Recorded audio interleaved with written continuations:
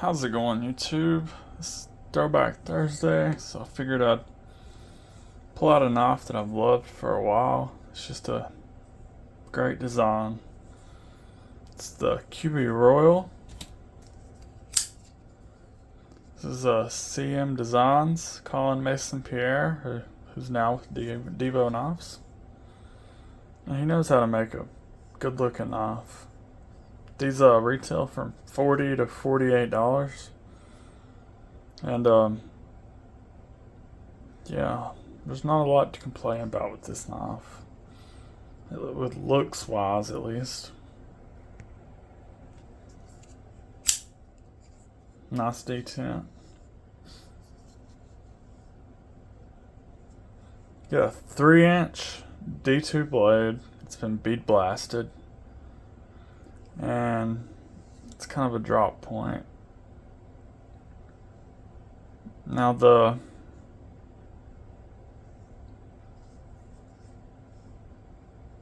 it is D2, which is unfortunate. And it is bead blasted D2, which is even more unfortunate, but when you get a knife this good looking, you kind of get over it. Blade stock on this knife is 3mm or 0.12. It's 7.28 inches overall. Let's do some size comparisons.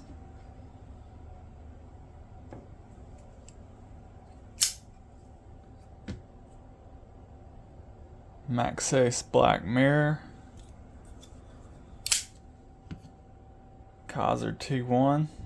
It's a little bit smaller than both of those, but it's pretty close.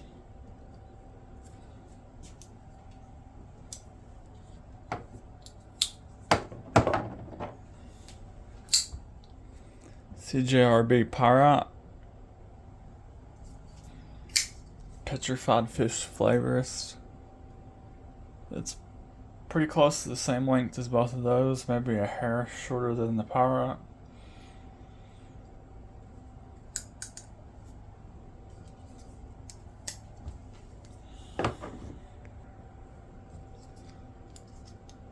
This has a 4.28 inch handle, 0.51 inches wide, and the close width in the pocket is 1.13 from here to here. Looking at T8 body screw, only one body screw on this knife. Pocket clips T6s, which is kind of normal. And the pivot on this one's T10 actually. They did that on some of their knives, but they're usually T8s on Kubeys. They're really good about that. You have a reversible deep carry pocket clip with flat inset screws. The clip's not inset though, but that's okay since this is reversible. And this was Jade G10 when I originally bought it, but I like purple, so I dyed it purple. Now there's a semi-premium version of this that has a purple G10 and a black blade, and it's S35VN. But that's the best you can get with this knife. All the rest of them are D2. I'd love to see them come out with this in 14C or even Austin like they normally do. Some micarta, that'd be pretty cool. Or even titanium. Got a liner lock, good access to it. Colin knows how to design a great knife. This has 2 deployment options. You can reverse flick it. I guess 3. Thumb flick it. Or front flip it. I wouldn't say this is a great front flipper, but it's a good front flipper. It's not hard, but it's not the easiest one I've ever done. I like the Kubey Hide. This is a great, one of the best front flippers ever. But this one's pretty good too. You got a lanyard hole. You got inset liners, which I really like. You have a sharpening notch. I've already sharpened this several times.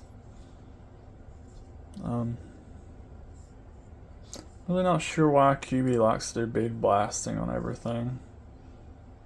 I wouldn't be mad about it if this was Austin,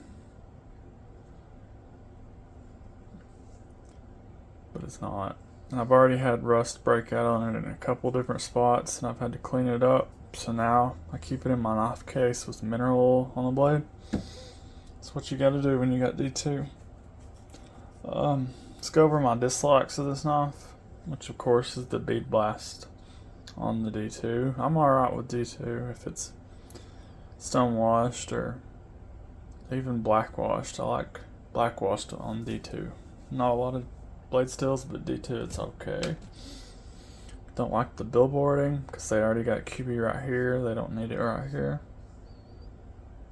And wish they would have done more than G10. Like I said, micarta, titanium, that would have been awesome. I'd like to see a backspacer, but those aren't really complaints, they're just nitpicks. And I'd like to see this blade a little bit more slicey, even though it is a 3mm, which isn't bad. It's not a huge flat grind or nothing, so it's not the sliciest knife ever. Even with this 15-degree edge, it cuts okay, but not as good as it should. So yeah, this is a great budget knife, one that'll stay in my collection. And yeah, I'll link it down below. I'd suggest getting the black washed if you're getting the D2 one. Subscribe if you haven't already. Give me a like and a comment. Thanks for watching.